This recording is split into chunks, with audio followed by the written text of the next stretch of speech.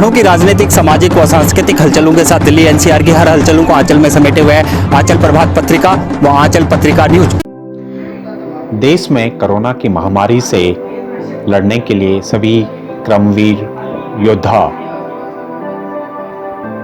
जुटे हुए हैं। इसी कड़ी में मीडिया कर्मी भी लगातार जागरूकता संदेश के द्वारा और खबरें जन जन तक पहुंचाकर लोगों को इस महामारी से जागरूक करते हुए नजर आ रहे हैं। दक्षिणी दिल्ली के पत्रकारों ने भी एक मुहिम छेड़ी है, जिसके तहत वह क्षेत्र की खबरों को लोगों तक पहुंचाते हैं और साथ ही उन्हें जागरूकता संदेश भी देते हुए नजर आते हैं। देखिए हमारी खास रिपोर्ट। नमस्कार साथियों, मैं योगेश गुप्ता और मैं आज तक मैं रिपोर्टर हूं।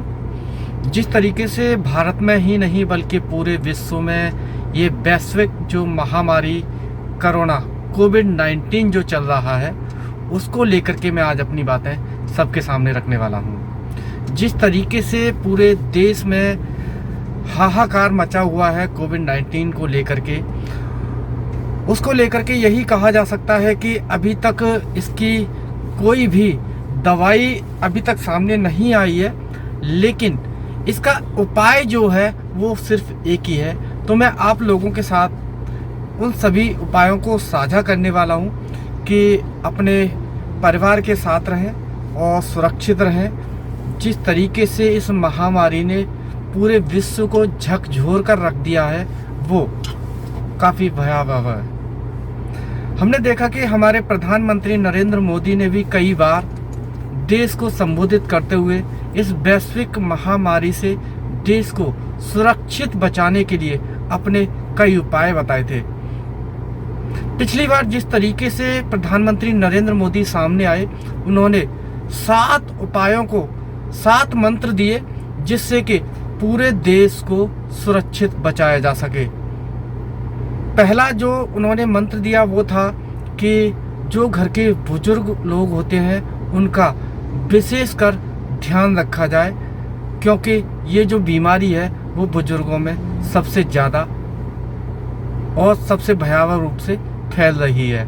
और साथ ही साथ उन्होंने जो दूसरी बात कही थी वो थी लॉकडाउन और सामाजिक दूरी, यानी जो लक्ष्मण रेखा बताई गई थी कि इसको लेकर के लोग घरों से बाहर नहीं निकले, यानी जो लक्ष्मण रेखा खींची गई थी उस लक्ष्मण रेखा का पूरी तरह से पालन करें। और साथ ही साथ उन्होंने मास्क का फेवर किया था कि अनिवार्य रूप से देश के सभी देशवासी जो जरूरी कामों से घर से बाहर निकल रहे हैं या घरों में रह रहे हैं वो भी मास्क का प्रयोग करें।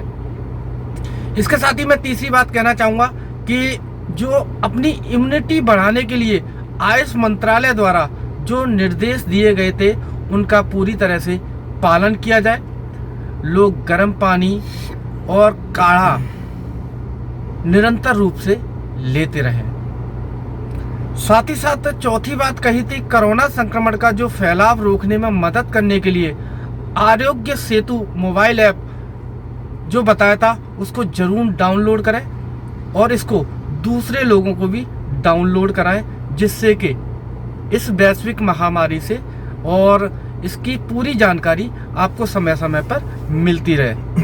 5वां उपाय, जितना हो सके अपने आसपास गरीब लोगों की देखरेख करें, उनके भोजन का पूरी तरह से ख्याल रखें, जिससे कि कोई भी गरीब आदमी इस महामारी में भूखा ना रह सके। 6वीं बात आपके सामने रखना चाहूँगा कि आप अपने व्यवसाय और अपने जो उद्योग हैं जिसमें आपके साथ जो लोग काम करते थे उन लोगों को आप न निकालें और उनके प्रति पूरी तरह से संवेदनाएं रखें और उनके परिवार का ख्याल रखें। 7वीं बात कही थी कि देश के कोरोना योद्धा जैसे डॉक्टर्स, नर्स, सफाई कर्मी, पुलिसकर्मी और मीडिया कर्मी जो लगे हुए हैं उनका भी सम्मान करें।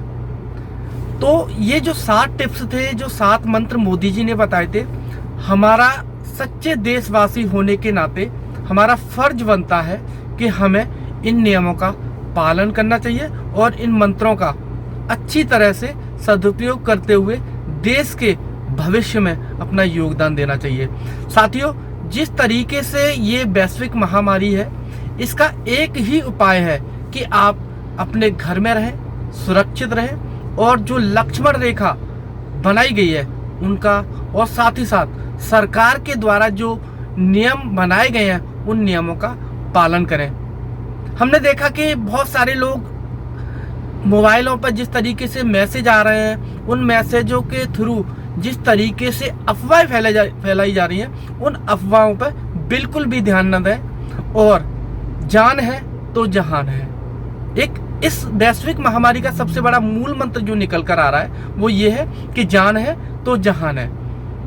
अच्छी तरह से अपने परिवार का ख्याल रखें, घर में रहें, सुरक्षित रहें, मास्क का प्रयोग करें, समय समय पर सैनिटाइजर और अपने घर की साफ सफाई का ख्याल रखें, जिससे कि ये वैश्विक महामारी दूसरे लोगों पर न फैल पाए।